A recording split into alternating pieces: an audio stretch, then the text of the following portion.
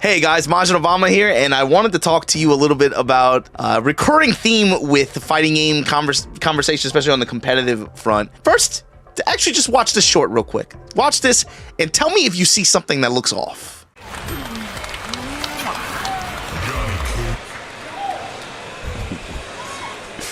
Crowd feeling it right now.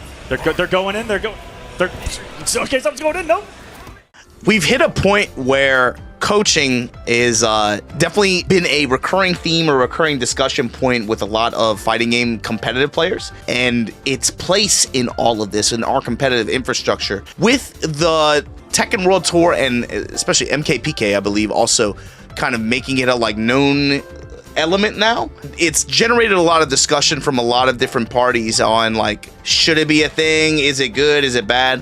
What I want to talk to you about specifically, and I want people to use this video to generate a discussion about solutions and what are appropriate compromises that we should make with this kind of thing. First is question, do you actually know the rules with coaching? If you look it up actually on the Tekken World Tour guidelines, coaching says this: players may designate one individual to be their coach during a match. Players may consult with the coach for a maximum of 1 minute in between sets in a match. Coaching while a set is in play is not allowed and is set to forfeiture. If you look at the MKPK rules, similar, players may consult with the coach for 1 minute in between games in a match. Deliberately giving or receiving advice to any other person during a game or match is not allowed and may result in penalties for both parties. What is something that you notice that's kind of off about the way some of these are described and maybe some of these terms? The truth is about coaching, there aren't a lot of rules about them, and that's part of the problem. I think they kind of just allowed this thing and they kind of just floated it out there, but they weren't really thinking about how players might be taking advantage of this and how this might be taken into levels that where it becomes a little bit inappropriate or strange. And so what I wanted to talk about are ways we can think about solutions with this. And the first thing is you have to establish that coaching is not a new concept, and then how deep are we talking about when it comes to coaching, right? So there are lots of examples. I'm thinking about Justin versus Daigo at EVO 2009. When you look into the crowd, it's a lot of Justin's friends and people that he was playing against. And I believe the story, you guys can ask Justin, I think he's talked about it before, but I believe he looks out into the crowd, and I want to say Noel Brown was doing this. When it came time for him to pick his character, he was going around character select screen. He ran Abel, he ran Rufus already. He's kind of lost, and then he took an idea from one of his friends in the crowd and used that, and that kind of turned the tide a little bit for a little while in the set. Spoiler.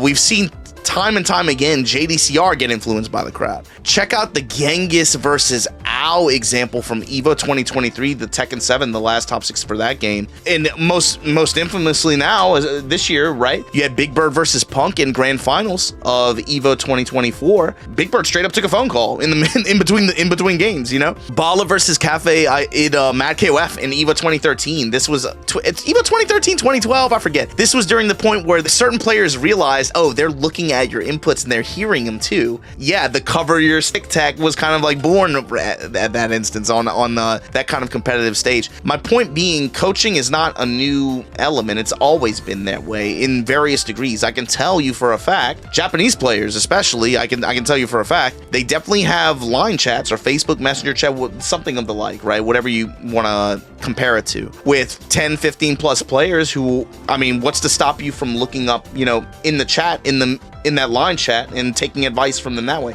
Is that coaching? The reason why I bring these things up is because when you have a conversation about this and establishing rules around it, you kind of need to realize wow, there are tons of ways for players to be able to push their ability to share information with each other in the middle of a set, and they've been doing it for years anyway. And I don't think it's a thing that you're going to be able to completely police, to that level anyway. For the players that feel like coaching takes away from 1v1 aspects of the game, my thing is I agree, right? But my thing is you have to ask yourself some questions. Some of the examples that I just brought up, while maybe not as in-depth as being able to get a full-on minute long of advice from a player or something like that, in my mind, those are still ways to coach.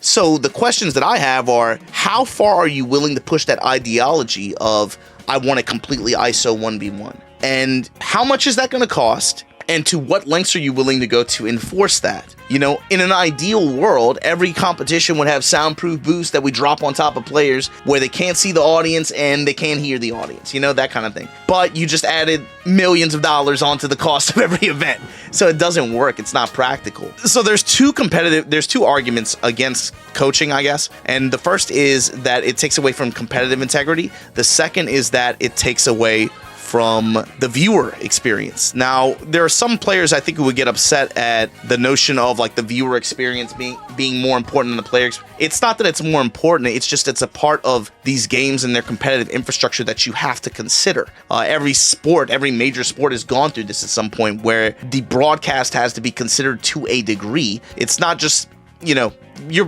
have players who are playing, right? They're not playing for your entertainment. They're playing to try to win. There's a difference there, right? Sometimes the game might be boring, or the way this player's playstyle might be boring, but they're not playing to entertain you, they're playing to win. However, you have to consider the broadcast in terms of the event and how that's run. There are multiple stakeholders in events now, right? It's not just about the TO and the players. There's the sponsor, there's this partner, etc. You have to consider, I think, when you argue competitive integrity, and again, I might even agree with you, but my question is, you have to say, how far are you willing to pursue this? To what lengths? At what cost? And then how are you going to enforce that? I want to mostly focus on the viewer experience point because I think that it's less ideological. It's more something that we can kind of actively pursue in trying to change for the better, right? And currently the main issue isn't necessarily coaching in and of itself, but it's the lack of rules and restrictions around coaching. I showed you the rule sets to kind of point that out, right? It's like there aren't really a lot of guidelines. There aren't really a lot of restrictions. And I think that was the major fault of the coaching rule sets with regards to this year. Now, obviously, this is the first time that they tried something like this, so natural to, make a mistake. But it's something that I have to imagine that they're going to take to heart when it comes to making the rule set for next year. And here's the thing. If you want to outright ban coaching, I might even be on your team. But here's the thing. I don't think it's going to go away. I don't think it's going to get banned. We should be trying to find the best possible compromise and solution. When you take a look at the rule sets, right, it's really egregious with the Mortal Kombat one. Deliberately giving or receiving advice to any other person during a game or match is not allowed and may result in penalties. What is penalties? Penalties in both parties? What does that mean? It's not really specific. And that's, I think, where one area where you can really get in trouble with this kind of thing. And to be honest with you, we're kind of fortunate that I'll come to this point later. We're fortunate that in our competitive communities, we have a level of decorum to where people aren't really taking advantage of a lot of the gaps in the rule sets like that. Especially with regards to being able to ice players, but we'll get to that later. So let's first identify what are the problems with coaching for viewers right now, with the way they are for our events. The first one is confusion. Who is the one initiating calls for coaching? Is it the coach from the coach's side? Is it the player? Is it both? It feels like it's both. I think there needs to be an identified person who initiates the call for that. Because, for example, under the current rule sets, it says 1 minute, right? How do you know when to start the clock? Is it when the coach jumps on stage? Is it when the coach becomes in?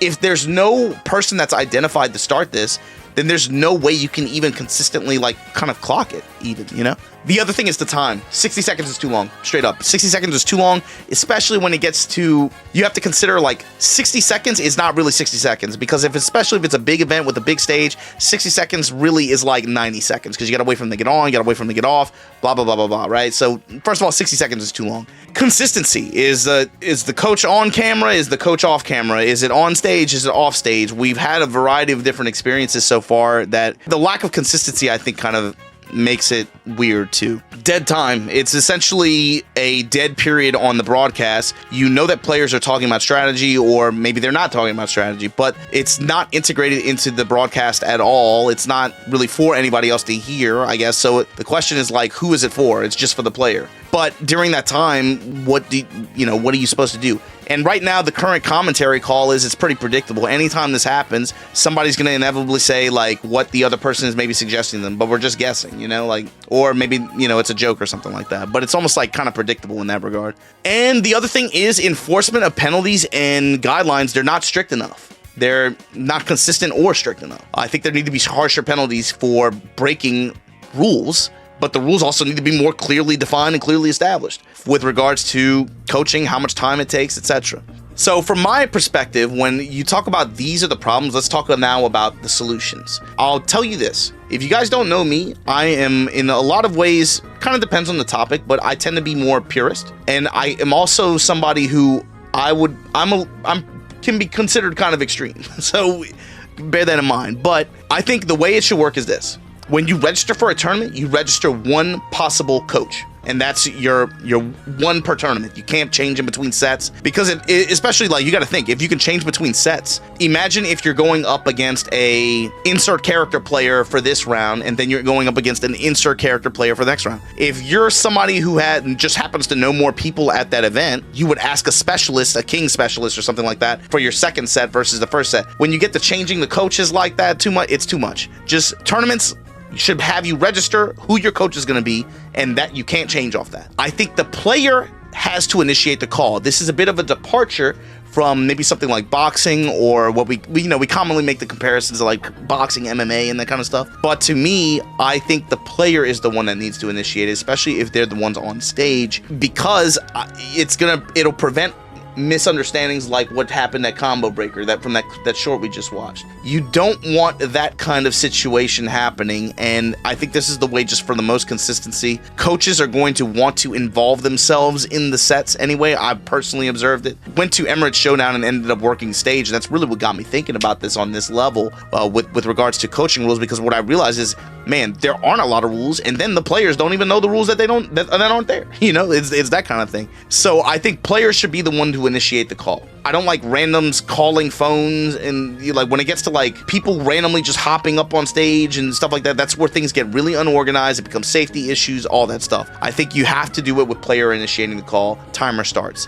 Secondly, speaking of which, the timer. I think the timer for coaching time, it's at 60 seconds right now, but again, like I said, when it's 60 seconds, it's not really 60 seconds. It's more like 90 seconds. I think it needs to be 40 seconds. If not 40, I'd say 30. I give it even less. You get one timeout call per set. Grand Finals reset this call for both players, and I think in addition to this timer restriction, tournament mode should make the change for stage select and character select screen. Addition of a 3-second game ending screen where you have the option of choosing between going to stage select or character select. But basically, I think tournament mode should be more closely ingrained and designed in a way to where it replicates actual tournament rule sets. And this solution kind of is there for two reasons. First, it's to be able to kind of establish time management on coaching calls, right? So now when you lose a set, you have the option of, okay, I can go back to this screen and call for coaching, or I can just take a moment, take a breather. Up until now, we haven't had too many situations where people really take advantage of the ability to ice your opponents in a really egregious way,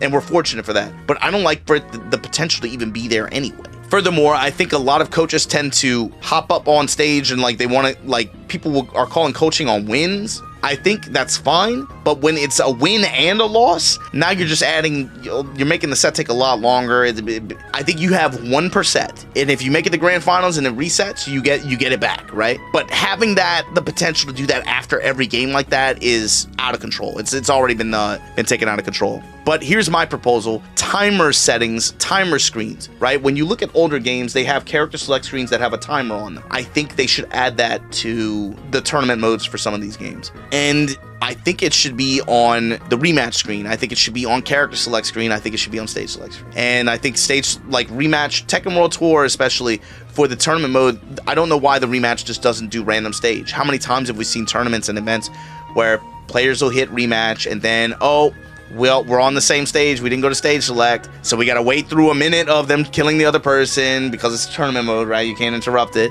Then we go back to stage select. They hit random, and then it's the same stage anyway.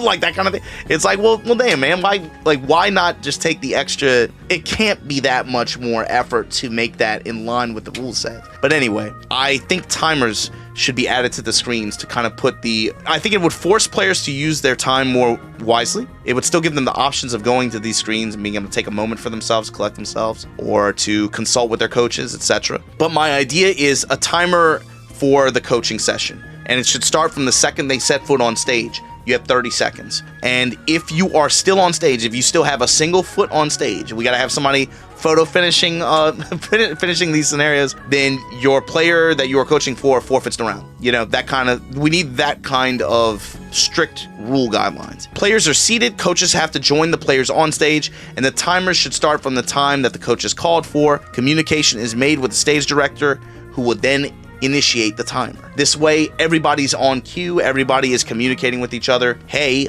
I would like to call for my coach. Stage director communicates with the stream, lets the broadcast team know, then communicates with the coach. All right, you have 30 seconds. Go. That way, it's a little bit more organized, and I think it just reduces the potential for misunderstandings and a lot of just like dead air time and stuff like that. Now, if we're trying to be, do our due diligence, right? But I also do think that integration of this in a way that would be really engaging, right? Where you have, maybe you could hear what they're saying. I feel like that's a liability. And it also raises cost and load of the stream. And what I mean by that is that's something extra and additional that broadcast teams and event organizers are gonna have to prepare for, or to get parts for, or to test. And in addition to the already kind of heavy load that running these events is, and then like who's gonna pay for it? You got to think about that. You just added on to the cost of a stream. You just added on to the cost of the event, not just time but money as well. Who's going to pay for that? Where's that going to come from? So my idea, and just thinking a little bit forward on this, maybe for this reason, it would be good to create like a sellable ad promo slot, or maybe some kind of game content focused ad package for when these moments could be run during a broadcast time. So you want to think like when you're watching basketball, right? And somebody calls a timeout, they cut to like a quick auto break, and they have like a special package that they roll out for that. Here's the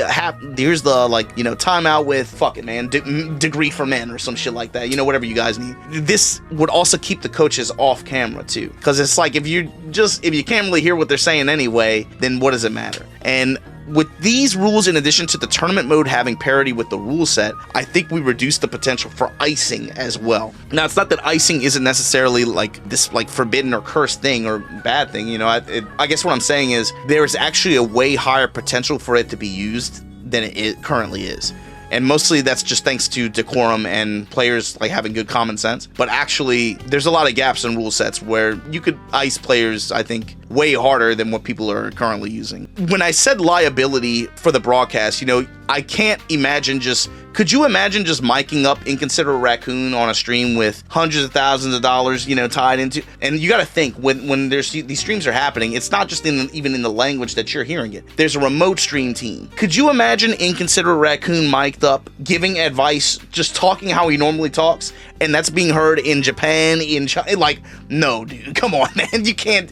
I don't like the idea of just giving random players mics like that on a official broadcast like that. I don't think you can trust. I don't think you trust people to do that. And so when you talk about liability like that, there's another thing I want to bring up, and I kind of alluded to it earlier, and that's phones. I've been saying this on broadcast actually for a while now. Have you guys been watching some streams or events where you have players who just in the middle of a set or something like that, or maybe right before they play, they'll pull up an image of a phone, and players can, where people can pull up essentially anything. It's on an official broadcast, just hold your phone up, and it's just like, it could be anything there.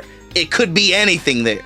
I think that's a huge liability. I've been thinking that for years now. I cringe every time a player like picks up their phone with a message or a picture, because I'm like, oh man, they could kill this shit right now, man. Like, that is a huge liability that I think is kind of being overlooked, in my opinion. It's not just about the inherent liability where player phones are being seen on camera, but it's also about the access that phones give you to be able to communicate with people outside of the designated, coaching system that we're working on with this, right? So like I said, when it comes to messenger apps, being able to communicate with people who maybe they're watching the stream in another country, but you have them in a line chat and they're giving you advice that way. In my opinion, just the way I would do this, I would ban phones from stream setups. And y'all might think I'm stupid for that, but I'm gonna be honest with you.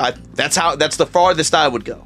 Some of these things, these items that we're talking about, you're not gonna be able to considerably do this for every pool station or something like that, right? But at least if you can curb it for the stream stations where people can be watching from far away or remote and be able to give you advice or something like that, or tell you important information like that, at least you can curb that part. The crowd noise and being able to get coaching from the crowd, I don't know if you're ever going to be able to really curb that under our event infrastructure. I think that's a difficult one to solve. But I will say this, I said this on Twitter as a joke, but I actually think that the idea kind of has merit, and that's at Emirates Showdown, something happened with Kokoma's stick at some point, and so he leaped off a stage and brought his stick over to Low High, who really quickly busted out a screwdriver and fixed something with it, right? So I was thinking like, could this be considered, maybe there's a world where we consolidate the coach, tech support, nutritionist, whatever, all those roles are in one person, and it's the Bagger Vance role. So every tournament, right?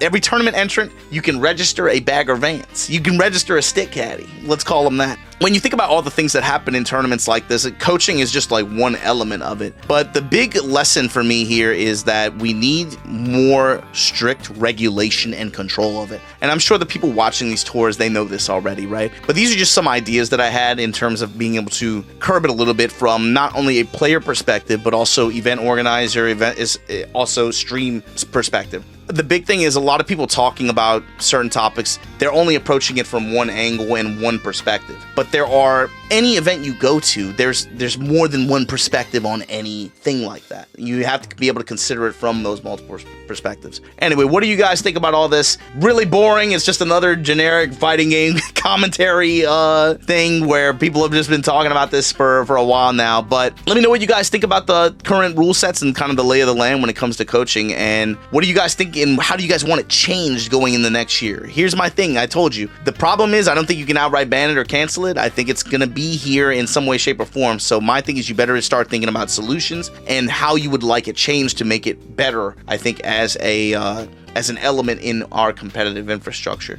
So with that said, let me know what you guys think about all this stuff in the comments below, and I'll catch you guys in the next one. Peace.